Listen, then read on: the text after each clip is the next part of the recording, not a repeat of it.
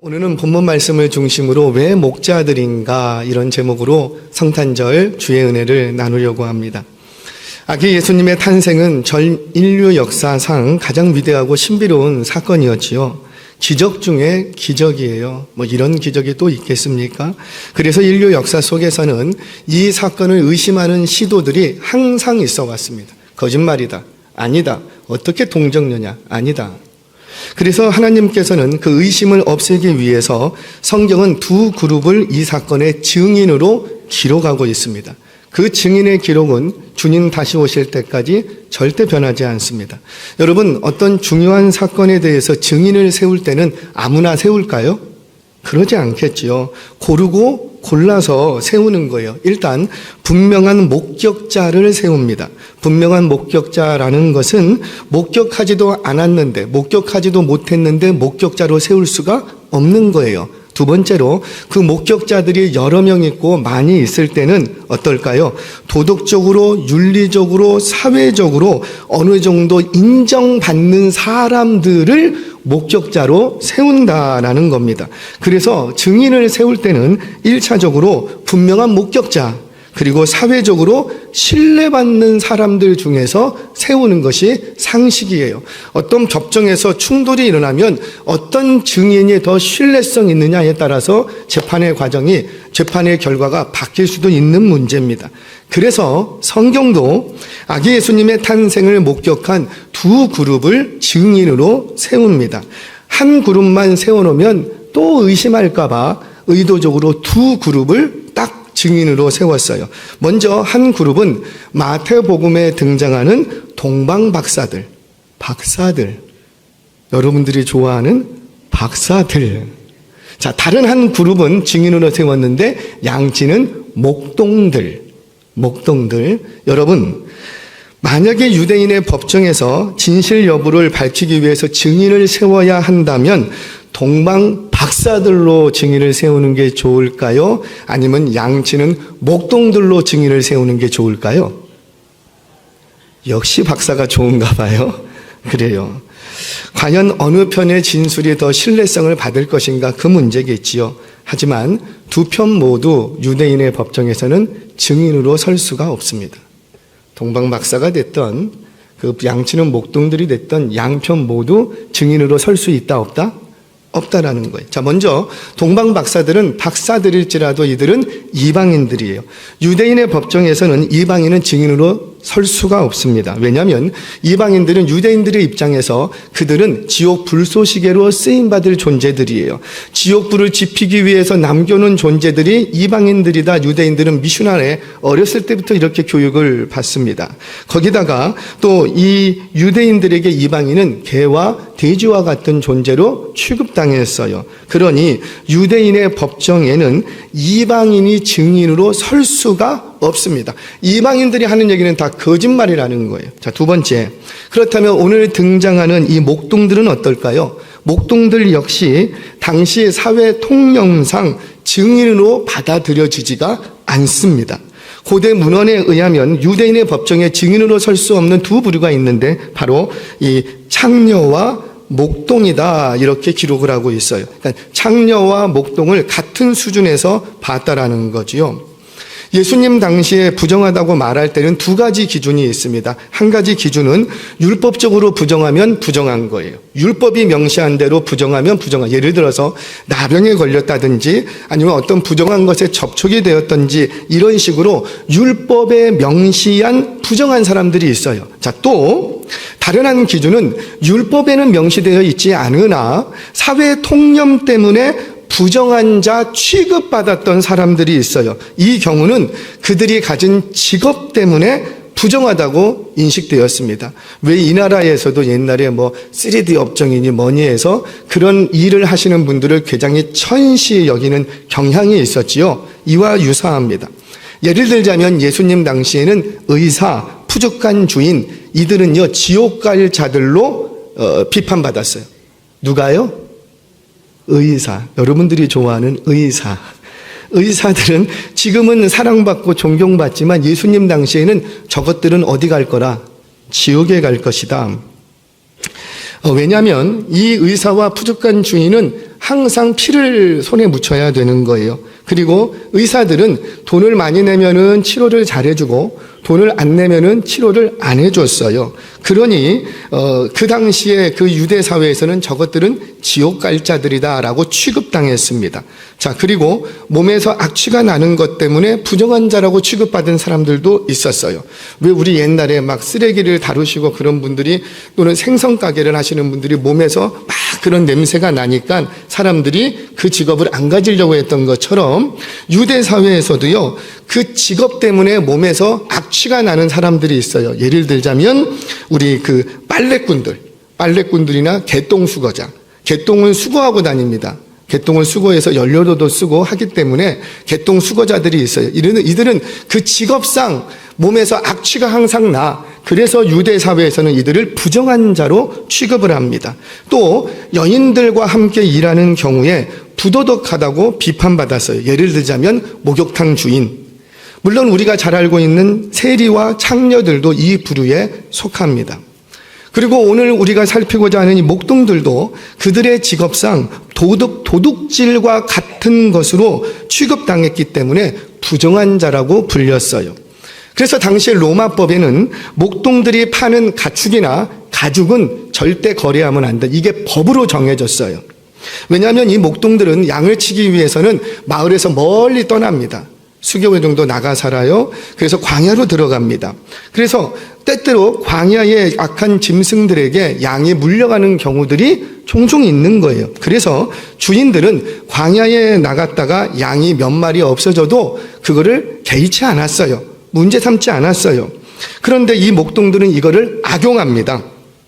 주인에게는 뭐라고 하고 짐승들이 양을 물어갔다고 거짓말을 하고 마을에 돌아와서는 양 가죽이나 양고기를 시장에다가 속여 파는 거예요.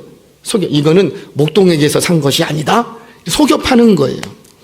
또 그러니 바로 이 당시에 이들은 이런 어떤 목동들의 직업상 받는 공공연한 오해가 있었던 거지요. 그러니 당시 대부분의 목동들은 오해받느니 차라리 그렇게 사는 게 낫지. 내가 안 해도 오해를 받으니 그냥 그렇게 살아버린다는 거예요. 따라서 유대 사회에서는 목동들을 바라볼 때 저들은 게으르고, 왜냐하면 이들은 양치는 기간이 딱 끝나면 동네에 돌아와서 그 받은 돈을 가지고 투전판을 전전했답니다. 그러니까 일하기 싫어하는 사람들이었어요. 그러다 보니 유대 사회에서는 목동들을 바라볼 때 저들은 일하기 싫어하고 게으르고 그리고 도둑질을 일삼는 그룹이다 라고 규정하면서 세리와 창녀들과 같은 수준에서 이들을 다루었습니다. 여러분, 우리 학생들도 있지만 이솝우화에 나오는 양치기 소년 이야기 아마 잘 아실 거예요. 그 양치기 소년 이야기의 모티브는 사실 옛 목동들의 거짓된 삶에서 가져온 거예요. 이것이 바로 예수님 당시 일반적인 목동들의 생활상이었습니다. 그럼 목동들은 정직이나 경건과 거리가 가까워요, 멀어요? 히터 끌까요? 자, 다시. 자, 이러면 이 목동들의 삶을 바라보니 이들은 정직한 삶이나 경건과 가까워요, 멀어요? 멀어요. 히터 끄지 말라네. 멀어요. 자, 따라서 이 예수님의 탕생 기사의 목격자로 재판정에서 증언을 해야 한다면 사실 양편 모두 다 합당하지가 않습니다. 자, 그렇다면 성경은 사회적으로 신뢰받지 못하는 목동들, 유대인들이 가장 사랑하는 이 성경책에 왜 그 신뢰받지 못하는 목동들의 증언을 가장 처음 기록하느냐라는 거지요. 오늘 말씀은 여기서부터 좀 출발해 보도록 하겠습니다. 오늘 두 가지의 교훈을 찾아야 될 거예요. 하나는 공간적인 교훈입니다. 공간이 주는 교훈. 자, 이 배경이 되는 내용 두 군데 지역을 살펴볼 거예요. 하나는 베들레헴이고 하나는 예루살렘이에요. 먼저 예루살렘으로 한번 가보겠습니다. 자, 우리가 잘 알고 있듯이 예수님은 베들레헴의 어느 구유에 그 몸을 누이셨어요. 우리 성경 보겠습니다. 누가복음 2장 7절 말씀 같이 한번 읽겠습니다. 시작. 첫 아들을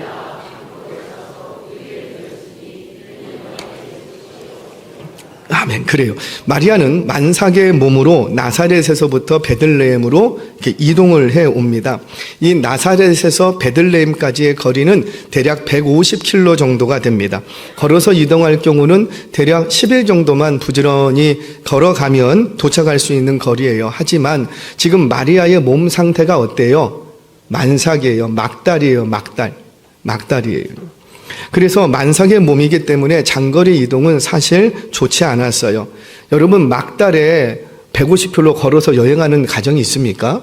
절대 없지요. 그런데 마리아는 그 만삭의 몸이었음에도 불구하고 나사렛에 꼭 가야 했답니다. 왜 가야 했어요? 몰라요? 아니, 지금 몇 년 동안 성탄절 설교를 듣는데 왜 만삭의 몸으로 여기 이 베들레헴까지 가야 했어요? 그래요. 호적하라는 건 뭐예요? 세금 징수하기 위해서 인구조사하는 거예요.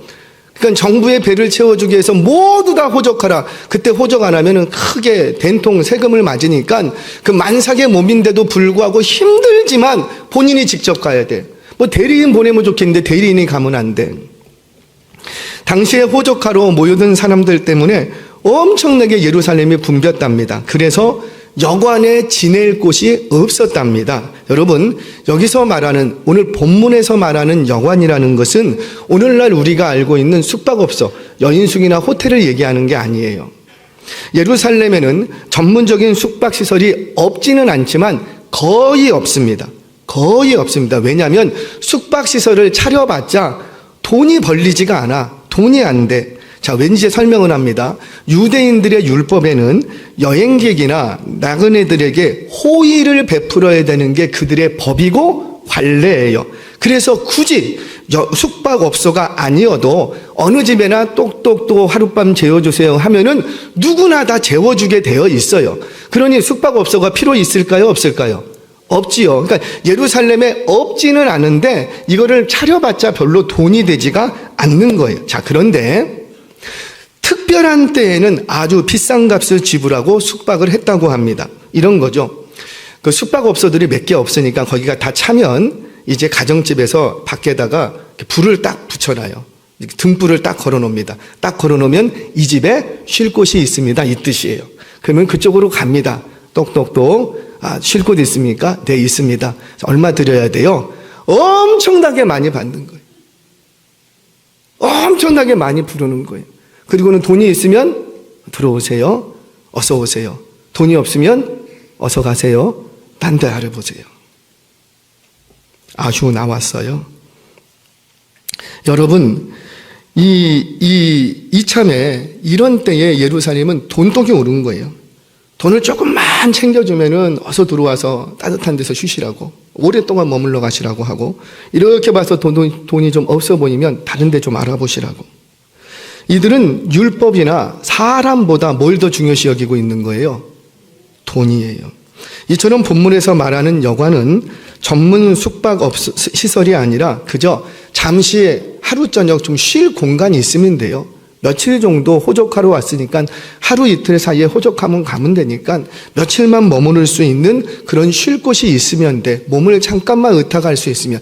그곳을 우리말 성경에서는 여관이라고 번역해서 기록했을 뿐이에요. 자, 그런데 만삭이 된 이 마리아에게 그 쉴 곳조차 있었다 없었다? 그 예루살렘의 풍경이 그려지십니까? 없었대요. 무슨 말입니까? 버스에 내가 이렇게 앉아있는데 만삭이 된 임산부가 올라탔어요. 근데 모두 자는 척해. 아무도 자리를 안 내주는 거예요. 아마도 마리아와 요셉은 만삭이 된 몸으로 이 집 저 집을 불이 켜져 있는 곳이 있으면 거기도 똑똑똑똑, 또 다른 곳에 가면 거기도 똑똑똑똑, 아마 이 집 저 집을 밤이 늦도록 다녔을 거예요. 이들은 너무 가난해요. 목수의 아들. 너무 가난해서 여행 오는 경비도 부족했는데 이곳에 머물 돈이 없는 거예요. 돈이 없었기 때문에 그들은 쉴 곳이 없었답니다. 사랑하는 여러분, 정말 돈이 없어서 쉴 곳이 없었을까요? 겨우겨우 찾아낸 곳이 양우리였어요. 양우리는 집 안에 있지 않아요. 지붕이 없어요. 양 우리는요, 돌 몇 개를 이렇게 쌓아놓고 둥글게 쳐놓으면 그게 양 우리예요. 핸드폰을 좀 꺼주세요. 그곳에 양 밥통이 되는 구유가 있어요. 여러분들은 구유라고 하면은 마구간을 생각하고 나무로 된 것을 생각하는데 안 그래요. 말은요, 굉장히 비싼 짐승이에요. 그래서 이 베들레헴에는 주로 양우리가 있어요. 가난한 서민들은 주로 양을 쳐요. 그리고 그들이 먹는 밥통은 나무로 만들지 않아요. 자기 집도 돌로 만드는데 그 무슨 양 밥통을 나무로 만들어줍니까? 이스라엘 땅은 돌이 흔하기 때문에 다 돌로 해요, 돌로. 그러니까 우리 예수님 강보에 쌓여서 구유에 누였다라는 말을 막 지풀이 무성하고 막 초가집에 들어가갖고 뭐 말이 있고 거기에 지풀이 있고 따뜻하고 그렇게 생각하시면 안 돼요. 지붕도 없고 돌로 들쳐져 있고 예수님이 지금 누워 계신 곳은 그냥 돌판 위에 그냥 올라가 있는 거예요. 이게 뭘 말합니까? 영적으로는 충만해야 될 예루살렘이 만삭이 된 여인에게 쉴 곳조차 내줄 수 없는 그런 강팍한 곳이 되고 말았다는 거예요. 다시 질문합니다. 돈이 없어서 쉴 곳을 못 구한 거예요? 아니면 예루살렘이 강팍해서 쉴 곳을 못 구한 거예요? 우리는 표면적으로 돈이 없으니까 내가 지금 이렇게 산다고 생각하지만 아니라고요. 내가 돈이 없으니까 이렇게 굶어야 된다고 생각하지만 아니라고요. 그 사회가 강팍하니까 굶어야 되는 거예요. 그 사회가 강팍하니까 쉴 곳이 없는 거예요. 예루살렘 주민들뿐만이 아니었죠. 그곳을 찾는 모든 사람들이 만삭이 된 몸을 이끌고 쉴 곳을 찾는 마리아에게 아무도 아이고 내가 좀 밖에서 잘게요. 이쪽으로 들어오세요. 라고 말해주는 사람이 없었다는 거예요. 자, 여러분, 예루살렘은 성전이 있는 곳이에요. 날마다 제사다 드리고 지고 탁월한 종교 지도자가 그리고 랍비들이 머물고 있는 그곳이라고요. 율법이 추야로 강론되어지는 곳, 회당마다 사람들이 바글바글한 그곳, 바로 그것이 예루살렘이에요. 그런데 그 말씀이 넘쳐난다고 하는 그곳에 모인 사람들이 바글바글하고 하나님을 찬양하고 예배한다라는 그곳에 도리어 영적으로는 어두웠다라는 거예요. 오늘날 한국 교회의 모습을 마치 보는 것 같지 않습니까? 오늘날 교회의 모습은 어때요? 교회가 왜 손가락질 받아야 됩니까? 예수 믿는 여러분들의 심령은 솔직히 어떠세요? 만삭이 된 여인에게 내가 쉴 곳을 내줄 수 있는 그런 마음의 여유가 있습니까? 주차장에 내려갔어요. 우리 교회 얘기하는 건 아니에요. 주차장에서 기다릴 수가 없어요. 저 아줌마 왜 이렇게 운전이 미숙해서 주차하는데 계속 기다려야 되고 막 짜증이 복박치는 거예요. 배려가 없어요. 앞차가 조금만 늦게 가면 빵빵빵빵 거리고 방금 신호 바뀌었다고요. 이제 기아 넣으려고 하는데 빵빵빵빵빵 거리고 예배드리고 나가면서 차 빨리 안 빠진다고 나 바빠 죽겠는데 왜 이렇게 이 차 주인 누구냐고 빨리 찾아달라고 주차장에서 싸우기 일쑤고 정말 오랫동안 교회를 못 나오다가 그날따라 성령의 감동으로 교회를 찾아왔는데 주차할 곳이 없어. 아무도 자리를 내어주지 않는 거예요. 그래서 돌아가 버립니다. 그러면 그 영혼 누가 책임질 거예요? 내가 먼저 왔다고 자리를 비켜주지 않아요. 먼저 왔으면 앞쪽부터 앉아주시면 정말 좋겠는데 굳이 입구에 앉아서 자리를 비켜주지 않는 거예요. 일찍 오셨으면 앞쪽부터 자리를 앉아주시면 좋겠는데 나갈 때 내가 급해서 빨리 가야 한다고 앞쪽부터 앉지를 않는 거예요. 평소에 내가 앉았던 자리에 다른 사람이 앉아있으면 여기 내 자리라고 비키라고 딴 데 가라고. 그래서 저는 교회에서 싸우는 거 많이 봤어요. 많이 봤어요. 예배 끝나고 엘리베이터를 타고 내려갑니다. 그런데 나 빨리 가야 된다고 혼자 타고 내려가 버려요. 그러면 많은 어르신들이 그 추위와 더위 속에서 엘리베이터가 내려갔다가 다시 올라올 때까지 기다리고 있어야지 돼요. 조금만 한 1분, 2분만 있다가 내려가도 함께 타고 내려갈 수 있는데 배가 바쁘다고 먼저 가버리는 거예요. 교회 안에서도 내가 편한 게 우선이에요. 내 마음을 편안함을 주는 그곳이 좋은 교회래요. 죄송해요. 성경은 여러분들의 마음을 편안하게 해주는 말씀 별로 없어요. 제 설교 중에서 여러분들의 마음을 흡족하게 해주고 편안하게 해주는 말씀 별로 없을 거예요. 예수님을 보세요. 예수님이 설교하는데 잡아 죽이려고 했다고요. 물론 구원받는 백성들, 하나님의 은혜가 있는 그들에게는 말씀이 말씀으로 들려지지요. 그런데 어떤 이들에게는 주님의 말씀이 굉장히 불편한 거예요. 굉장히 불편하는 거예요. 사랑하는 여러분, 우리 교회는, 저도 그렇고 우리 장로님들도 그렇고 교회는 성도님들의 편의를 최대한 신경 쓰겠습니다. 그건 마땅히 교회가 해야 될 일이죠. 근데 왜 우리가 편의를 신경 쓰냐면 여러분들의 예배가 방해되지 않게 하기 위해서. 오로지 이유는 그거 하나예요. 오로지 예배에만 집중할 수 있도록 최선을 다할 거예요. 그런데 그것이 나의 육신의 편안함이라고 생각하시면 곤란해요. 불편할 수 있어요. 뭐를 위해서? 예배를 집중하게 하기 위해서. 그래서 앞쪽으로 앉으세요. 여기로 앉으세요. 안내위원회 좀 지도를 받아주세요. 막 이렇게 여러분들을 불편하게 할 수도 있어요. 그런데 그것은 육신이 좀 불편해질지라도 여러분들의 예배가 예배되기 위해서, 우리 예배 드리려고 왔는데 예배의 성공자들이 되고 이 예배가 정말 하나님만 드러나는 예배에 집중하게 하기 위해서 교회는 최선을 다할 거예요. 우리 모두는, 저는 믿어요. 저는 알아요. 우리 모두는, 여러분들은 내가 좀 불편해도 타인의 편의를 위해서 그 정도는 감수할 수 있는 인격과 신앙은 있다고 생각합니다. 저와 여러분이 이 찬바람이 부는 이 겨울철, 쌀쌀해지는 이날에 우리의 마음들이 넉넉한 성도들이 되시기를 바랍니다. 우리 교회에도 만삭이 된 젊은 성도들이 계세요. 배가 부르는데도, 막달인데도 그 계단을 밟고 올라가서 예배드리겠다고. 근데 아무도 자리를 안 내어줘. 아이를 대동하고 예배하기 위해서 모이는 가정들이 많이 계세요. 또 장애우들도 계시잖아요. 우리가 교회에서부터 먼저 이분들을 배려하고 격려하고 나의 자리, 나의 편의를 포기할 수 있는 저와 여러분들이 될 때 여러분들이 증언하는 그 소식은 신뢰받는 기쁜 소식이 될 줄로 믿습니다.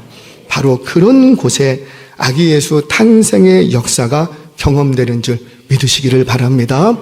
약한 자들, 만삭이 된 여인들에게 자리를 좀 내어주자. 자, 두 번째, 이게 마지막입니다. 이번에는 인물을 통해서 좀 교훈을 얻으려고 해요. 이번에는 베들레헴으로 한번 가보겠습니다. 우리 8절 말씀 같이 한번 읽겠습니다. 시작. 그 지역에, 그래요. 여기서 그 지역에 있는 목자들이라고 합니다. 그 지역이 어디냐면 베들레헴을 말합니다. 여러분들 여기가 베들레헴이에요. 그걸 기억하셔야 돼요. 당시 목자들이 밤에 밖에서 양을 지키는 것은 유대 사회에서 전혀 이상하거나 특별한 일이 아니었어요. 매우 상식적이고 당연한 일이었습니다. 그럼에도 불구하고 성경은 마치 매우 특별한 사건인 것처럼, 특별한 일인 것처럼 기록을 하고 있다는 거예요. 그러면 질문해야 돼요. 마땅하고 당연한 일인데 왜 특별한 것처럼 기록을 할까? 왜 그럴까요? 그래요. 예수님의 탄생하신 그 당시의 시대상이 영적으로 어두운 밤이요 말씀 밖에 있었다는 거죠. 자, 다시요. 그 시대상이 말씀이 넘쳐야 되는 예루살렘이 그곳에 예수 탄생의 소식이 전해지지 않고 예루살렘 밖, 베들레헴 밖에서 말씀이 임했다라는 것은 이들의 지금 영적인 상태가 이미 어두운 밤이고 말씀 없는 삶, 말씀 밖에 있었다라는 겁니다. 그 밤에 다들 잠들어 있을 그 시간에 양을 지키기 위해 깨어있는 목자들이 있었다는 거예요. 여러분, 양을 지키더라도 잠들어 있으면 천사의 소식 못 들어요. 그래서 예배 시간에 졸면 돼요, 안 돼요? 우리는 좋으시는 분들이 없어. 할렐루야. 잠은 잤지만. 그런데 그 밤중에 양을 다른 이유도 아니고 양을 지키기 위해 깨어 있었던 목동들이 있었답니다. 여러분, 파수꾼이라고 당번이라고 다 깨어 있습니까? 야간 경비 좀 해주세요. 그러면 다 깨어 있습니까? 졸기도 하고 자기도 하고 하죠. 그런데 그 밤에 내 양도 아니라고요. 근데 그 양을 지키는데 낮에도 지키고 밤에도 지키고 아마 순번제로 돌아갔겠지요. 근데 밤에 자기 시간에 됐을 때 아무도 안 봐. 자도 괜찮아. 아무도 안 봐. 양은 도망가는 짐승이 아니거든요. 안 지켜도 돼. 그럼에도 불구하고 양을 지키기 위해서 깨어있는 목자들이 있었다라는 거예요. 뭘 얘기합니까? 바로 이 어두운 시대에 영적으로 잠자고 있는 그 시대에 영적으로 깨어있는 사람들이 있었다는 거예요. 그 깨어있는 사람들에게 예수님의 탄생 소식이 전해지는 거예요. 저는 이 시대 속에서 우리 교회 교우 여러분들이 이 영적 어두움 상황 속에서 깨어있는 성도들 되시길 주의 이름으로 축원합니다. 깨어있어야 들리는 거예요. 깨어있어야 보게 되는 거예요. 깨어있어야 예수 탄생 소식이 내 안에 기쁨의 소식으로 임하는 거예요. 그러면 정말 그런가? 이 목동들은 다 부정한 자요 부도덕한 자라고 했는데 이 베들레헴의 목자들은 정말로 영적으로 깨어있는 자들이었는가? 자, 제가 이제부터 증명합니다. 자, 첫 번째, 이 목자들은요 베들레헴 지역에 있는 목자들이었어요. 이게 중요해요. 일반적인 목자들은 마을에서 멀리 떨어져 갑니다. 양치는 시간이 되면은 기간이 되면 멀리 가요. 광야로 나가야 하는데 이 목자들은 그러지 않았다라는 거죠. 광야로 나가지 않고 베들레헴 지역에 있었다라는 거예요. 자, 베들레헴 지역에서 양을 치던 목자들이에요. 그래서 소식 듣고 그냥 후루루 뛰어가면은 바로 베들레헴 동네로 들어갈 수가 있었다라는 거지요. 자, 두 번째, 이 목자들은 불의한 종교 지도자들의 이익을 위해서 고용된 목자들이었어요. 그러니까 제사장들이 고용한 목자들이에요. 자, 설명하겠습니다. 무슨 말이냐면 베들레헴에서 치는 양은 일반적으로 시장에 내다 파는 양을 사육하지 않아요. 베들레헴의 특징입니다. 제사용으로 사용되는 특별한 양들만을 키웁니다. 그러니까 당시의 순례자들이 예루살렘에 딱 오면 양을 제물로 드려야 되는데 먼 나라부터 양을 끌고 올 수 없잖아요. 그래서 돈만 들고 옵니다. 그래서 양을 드릴 때 흠없는 것을 찾아서 드려야지 돼요. 그런데 이렇게 보니까는 메이드 인 베들레헴, 베들레헴 표가 딱 붙어 있어. 뭐 붙어 있는 베들레헴 표가 붙어 있는 양을 사갖고 옵니다. 사갖고 제사장에게 딱 갖다 주면은 이거 뭡니까? 이렇게 보니까 메이드 인 베들레헴. 그러면 패스. 보지도 않고 패스. 그런데 딱 가져왔는데 베들레헴 표가 안 찍혀져 있어. 그러면 이제 제사장들 그때부터 어떻게 하고? 면밀히 살피는 거죠. 그리고 흠을 잡아내는 거예요. 그래서 이거 안 돼. 어디 가서 사야 되게? 베들레헴 표 양을 구입해와. 그리고 다시 돌려보내. 그러니까는 유대의 땅에서 양으로 제사를 드리려면 다 어디 가서 양을 사면 좋아요? 베들레헴. 돈이 될까요? 안 될까요? 큰 돈을 버는 거지요. 그래서 이 제사장들은 흠없는 양을 사육하기 위해서 제일 좋은 건 제사장들이 직접 하면 돼. 근데 또 그거 하기는 싫어. 그래서 일가 친척들에게 업장을 맡기고 그 지역에서 흠없는 양을 치는 전문적인 목동들을 고용하기 시작합니다. 그래서 양도 흠이 없어야 되지만 양을 칠 때 목동도 흠이 없어야 돼. 그래서 특별히 흠이 없는 목동들을 이제 고용하기 시작하는 거예요. 그렇게 해서 여기에 채용된 목동들은 일반적으로 사회에서 통념상 생각하는 그런 목동들이 아니라 매우 율법적으로 흠이 없고 흠 없는 양을 치기에 손색이 없는 정직하고 경건한 자들을 채용하기 시작합니다. 자, 우리 성경 보겠습니다. 20절 말씀 같이 한번 봅니다. 시작. 목자들은 모든 것으로 인하여 하나님께 영광을 돌리고 찬송하며 돌아가니라. 아멘. 그래요. 그래서 이들은 예수 탄생 소식을 전하고 그 소식을 확인하고는 곧장 자기 자리로 돌아갑니다. 이게 무슨 말이냐면 다른 꿍꿍이가 없었다는 거예요. 우리 왜 이런 거 있잖아요. 신비한 소식이 들었으면 야, 이거 듣고 싶어? 듣고 싶으면 500원. 이렇게 할 수 있잖아요. 이렇게 할 수 있잖아요. 왜냐하면 이들은 가난한 족속들이에요. 얼마든지 돈을 벌려고 했으면 내가 신기한 거 보여줄까? 너 따라와. 따라오면은 500원. 이거 보고 싶으면 500원. 이 소식 듣고 싶으면 얼마? 그렇게 얼마든지 할 수가 있었던 거예요. 그런데 이 목동들은 다른 꿍꿍이가 없어요. 헤롯을 찾아간다거나 대제사장을 찾아간다거나 이 기이한 소식을 전하면서 다른 이익을 취할 생각을 안 합니다. 오직 누구만 찬양하고 하나님만 찬양하고 영광을 돌리고 자기 일터로 돌아가 버려요. 목격했어요. 들었어요. 목격했어요. 이거 전하면 돈 될 수 있는 이야기잖아요. 근데 안 그래요. 전하고 확인하고 그래서 자기 일터로 돌아가는 거예요. 하나님만 찬양하더라는 거지요. 왜 그랬는가? 바로 이들은 하나님을 경외할 줄 아는 매우 경건한 사람들이었기 때문이에요. 자, 세 번째로 이 목자들이 전해준 소식을 그 베들레헴 사람들이 듣고 놀랍게 여겼다는 거지요. 우리 18절 말씀 같이 한번 읽겠습니다. 시작. 듣는 자가 다 목자들이 그들에게 말한 것들을 놀랍게 여기되 아멘. 자, 여기서 놀랍게 여겼다라는 말은 의심하거나 황당한 얘기로 들었다 이런 뜻이 아니라 경이롭고 놀라움으로 받아들였다 이 말이에요. 이건 한마디로 무슨 말이냐면 믿었다라는 거지. 그 목자들의 얘기를 그냥 어머 그런 일이 있었어? 믿었다라는 거예요. 자, 우리 19절도 한번 볼까요? 같이 읽습니다. 시작. 마리아는 이 모든 말을 마음에 새기어 생각하니라. 아멘. 그러니까 그들의 이 목동들의 말을 그 옛날 이솝우화에 등장하는 양치기 소년의 얘기로 듣지 않았다는 거예요. 무슨 말입니까? 베들레헴 사람들은 그 목동들의 말을 신뢰했다는 거지요. 거기다가 마리아는 그들이 하는 말을 마음에 새길 정도였어요. 왜 그랬는가? 바로 이 목동들은 평소에 신뢰할 만하고 경건한 삶을 살고 있었다고 검증됐던 사람들이기 때문에 일반 목동들과 달랐다는 거지요. 비록 그들은 가난하고 구차한 삶을 살아가고 있지만 매우 정결하고 매우 깨끗하고 율법을 잘 지키면서 경건에 힘쓰며 신뢰성 있는 삶을 살았다는 거예요. 이로보건대 이 베들레헴에서 양을 치는 목동들은 레갑 족속으로 해석을 합니다. 자, 우리 성경을 좀 봅니다. 예레미야 35장 8절에서 10절 같이 읽습니다. 시작.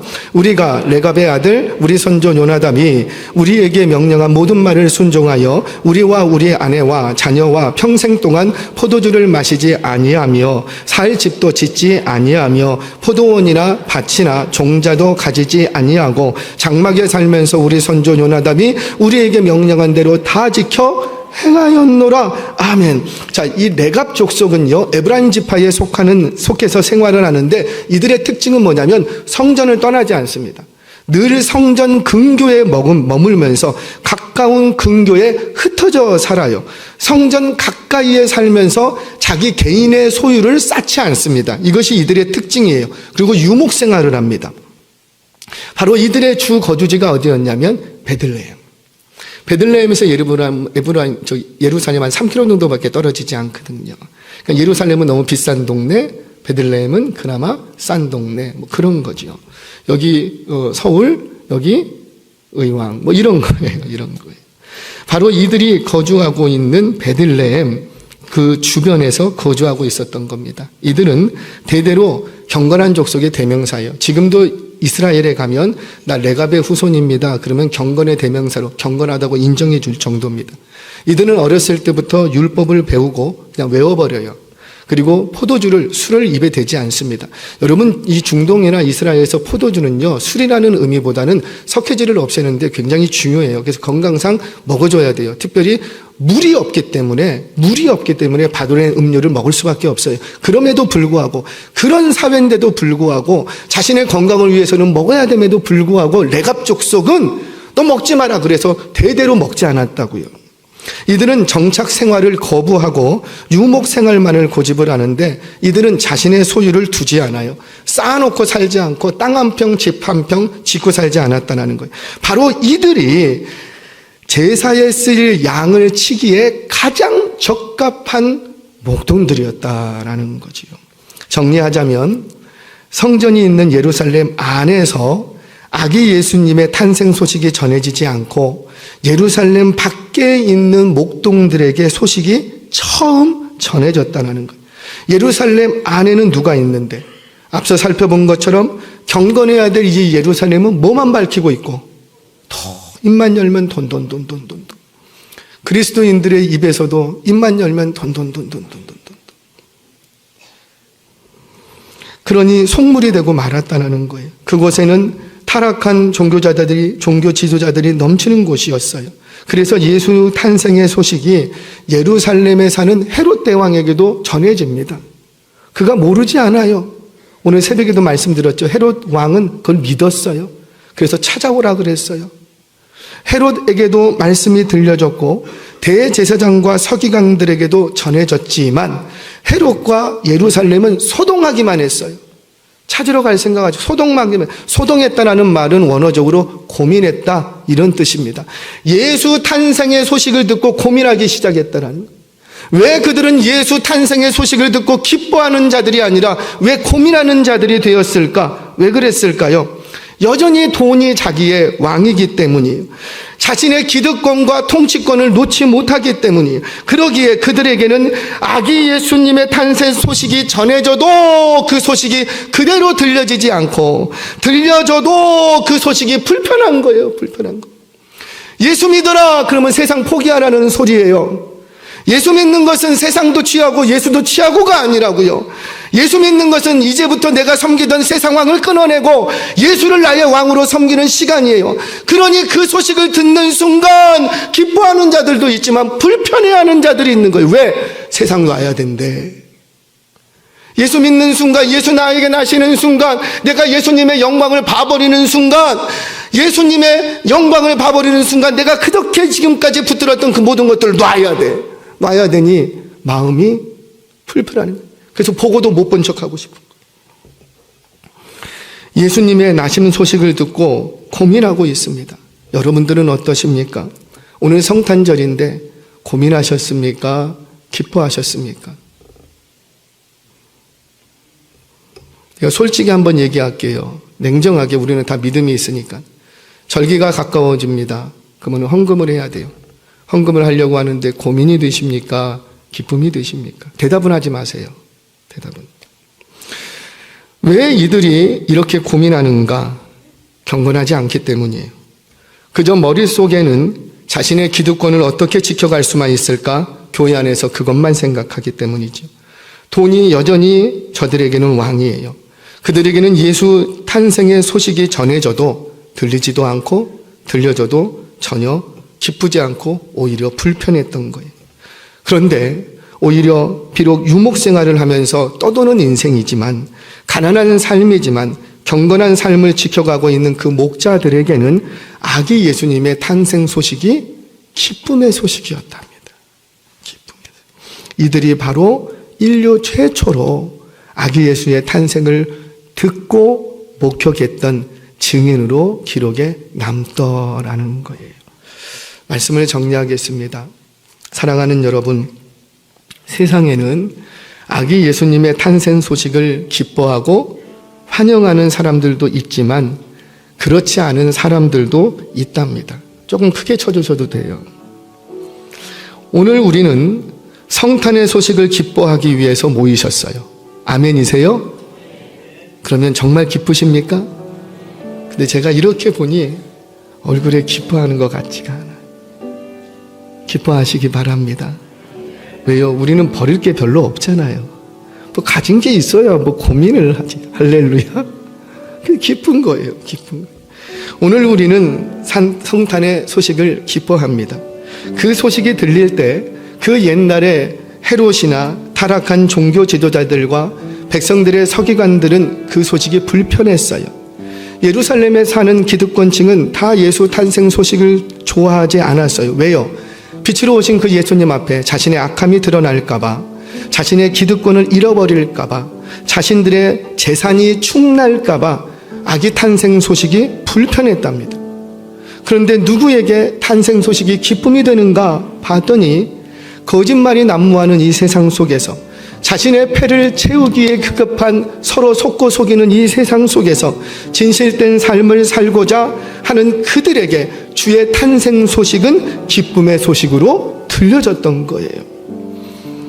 그들은 심령이 가난한 자들이고 고난 가운데 있는 자들이에요. 그들은 세상의 소망이 끊어진 자들이고 말씀 때문에 박해당하는 그들에게 주의 탄생 소식이 기쁨이 되었답니다. 사랑하는 여러분, 오늘 주의 나심이 여러분들에게 진정한 기쁨과 평화의 소식이 되시기를 축원합니다.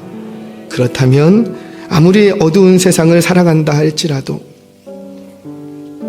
내년은 더 힘들 거래요.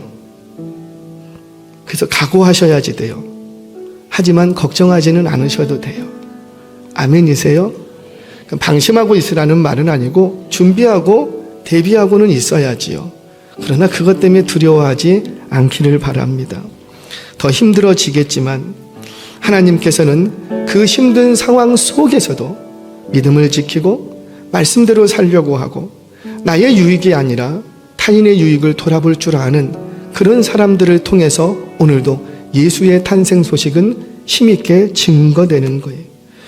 저와 여러분은 우리 교회가 한밤에 밖에서 양을 치던 목자들에게 평화와 기쁨의 소식이 전해졌던 것을 기억하고 만삭이 된 여인에게 내 자리를 좀 내어줄 줄 아는, 그리고 이 어두운 세상 속에서 여전히 경건한 삶을 살고자 다시 한번 다짐하고 결심할 수 있는, 결단할 수 있는 이 성탄절이 되시기를 주의 이름으로 축원합니다.